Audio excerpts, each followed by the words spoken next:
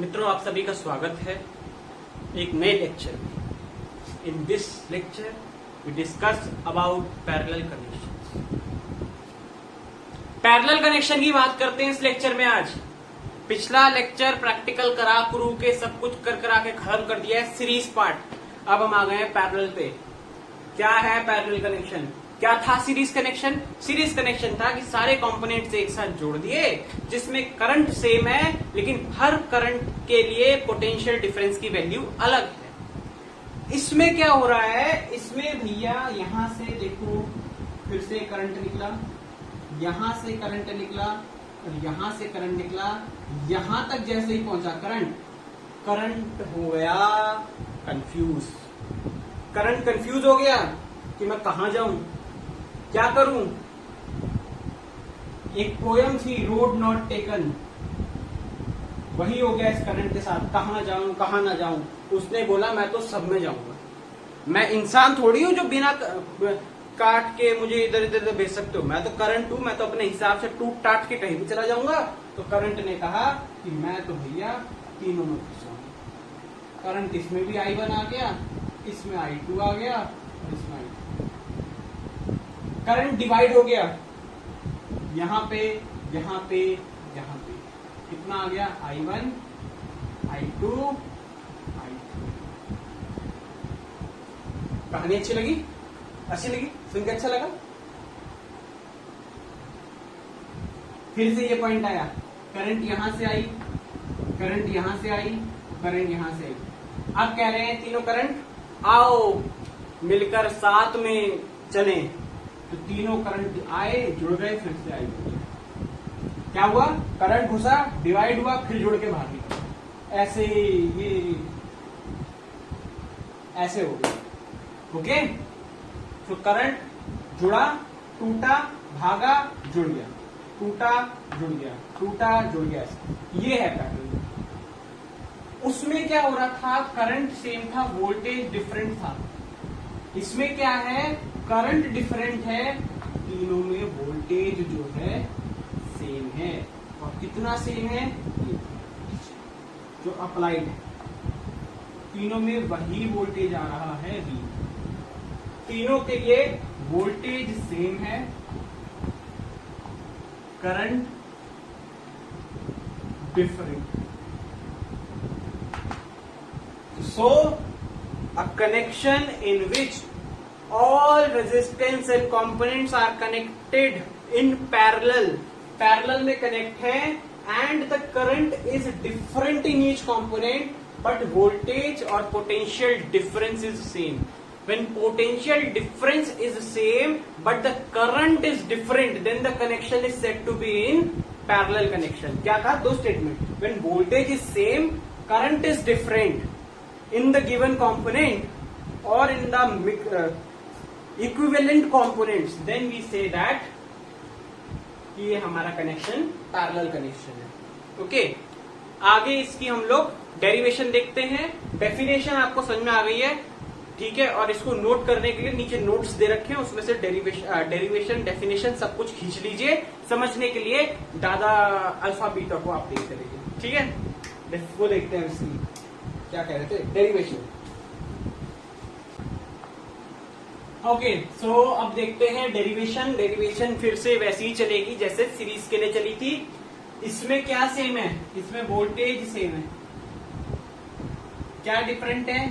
Current different है। Step number 1। अब current different है, वहां हमने वोल्टेज सारा ऐड करके नेट वोल्टेज बना दिया था।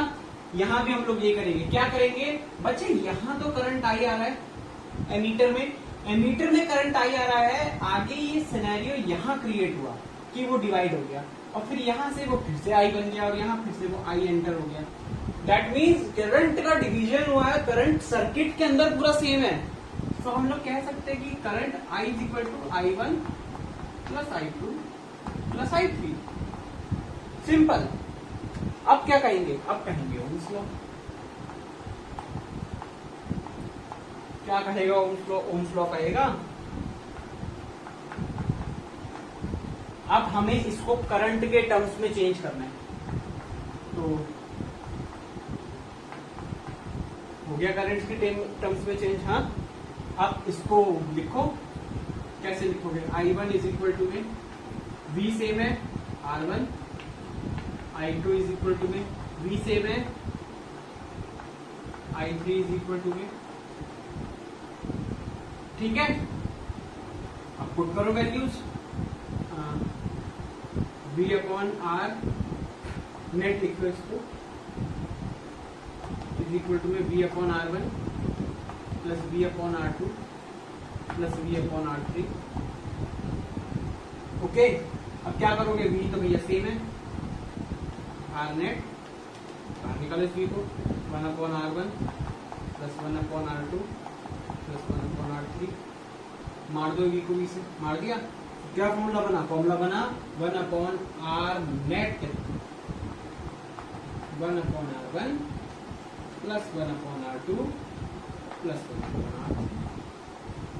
ये फॉर्मूला डेराइव हुआ हमारा 3 के लिए।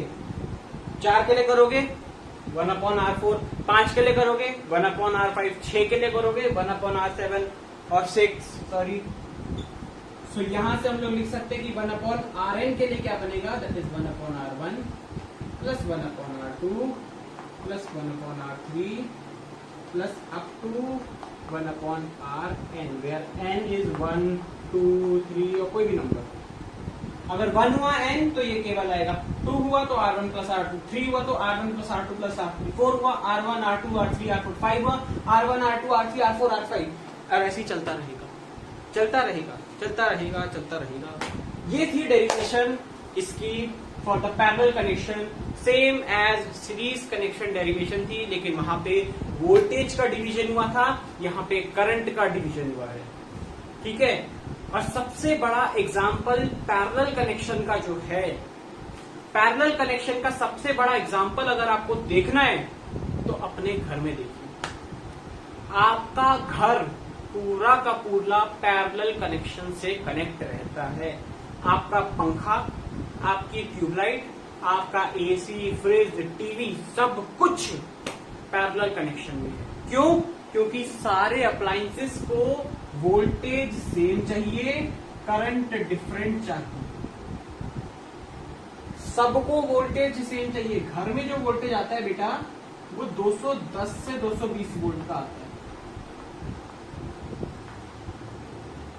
और सबको करंट की वैल्यू अलग चाहिए, क्योंकि सबका फंक्शनिंग अलग है, तो सब अलग अलग करंट का फंक्शन करते हैं सारे। ओके, सो वोल्टेज जो घर में आता है वो 210 से 220 वोल्ट आता है, सबको 210 से 220 वोल्ट चाहिए। ठीक है, बट सबको करंट अलग अलग चाहिए। मान लो ये पंखा है ना, ये पंखा कनेक्ट है, इसी के साथ में ये ट्यूब कनेक्ट है पैरेलल में। यहां से वोल्टेज आया, वोल्टेज इसको भी 220 मिला, इसको भी 220 मिला, लेकिन इसको 3 एम्पियर करंट चाहिए, इसको 4 एम्पियर करंट चाहिए, तो करंट डिवाइड हो जाएगा, करंट डिवाइड हो जाएगा, और करंट अपने रेजिस्टेंस के हिसाब से डिवाइड होगा। कितने रेजिस्टेंस के साथ हम उसको डिवीजन दे रहे हैं, है ना। मान लो 6 एम्पियर का करंट आ रहा है और मुझे वो डिवाइड करना है 4 और 2 में, तो मैं कुछ इस प्रकार के रेजिस्टेंस भी वहां कनेक्ट करूंगा कि मेरा करंट उस तरीके से डिवाइड हो जाए, कम हो जाए। समझ में आ रही है बात? रेजिस्टेंस का भी बहुत बड़ा रोल है यहाँ पे, क्योंकि वो करंट के फ्लो को कम कर रहा है। जो 6 एम्पियर का करंट आ रहा है, तो पहले उसको डिवाइड करना है, डिवाइड करने के लिए थोड़ा सा इस तरफ कम करना है, इस तरफ बढ़ाना है, तो वो डिवीजन किस तरीके से हो रहा है वो आप लोग यहाँ समझ सक रहे हैं। तो सबसे बड़ा एग्जांपल इसका आपका घर है, ठीक है। और अगर आपको ये चीज चेक करनी है 220 टू 240 वोल्ट वाला, अपना चार्जर उठाइए फोन का, फोन के चार्जर पे ना काला काला कुछ लिखा होता है, उसको पढ़िए, उसमें कुछ चीजें लिखी हैं कि इनपुट कितना है 220 वोल्ट, आउटपुट कितना है 6 वोल्ट, 5 वोल्ट, 4 वोल्ट, 12 वोल्ट। ये वोल्टेज मतलब 220 वोल्ट आ रहा है, लेकिन फोन चार्ज करने के लिए केवल 12 वोल्ट जा रहा है ना। और अगर आप फोन चार्ज करने के लिए सीधा 220 वोल्ट देंगे, ना आपका फोन बचेगा ना आप बचेंगे, ठीक है। इसीलिए जो आपका ये आगे डिब्बा होता है चार्जर के आगे, इसको आप कहते हैं अडेप्टर, इसके अंदर डायोड होते हैं, इसके अंदर कैपेसिटर होते हैं, जो आप क्लास 12th में पढ़ेंगे। इसकी वजह से करंट को कंट्रोल किया जाता है, इसी की वजह से वोल्टेज को कंट्रोल किया जाता है for charging of mobile phones and other appliances. Same for AC, air conditioner, same for refrigerator, सबको वोल्टेज कम चाहिए, लेकिन हमारे पंखे और ट्यूबलाइट्स को 220 वोल्ट पे हम लोग वर्क कराते हैं। ओके, तो इस लेक्चर में भी हम लोग इतना ही डिस्कस करेंगे। नेक्स्ट लेक्चर में हम डिस्कस करेंगे पैरेलल कनेक्शन का एक न्यूमेरिकल। तब तक के लिए जुड़े रहिए हमारे साथ, देखते रहिए टेक्नो उत्सव। ये न्यूज वालों की तरह से हो गया कि बने रहिए हमारे साथ, देखते रहिए टेक्नो उत्सव। थैंक यू सो मच, मिलते हैं, बाय।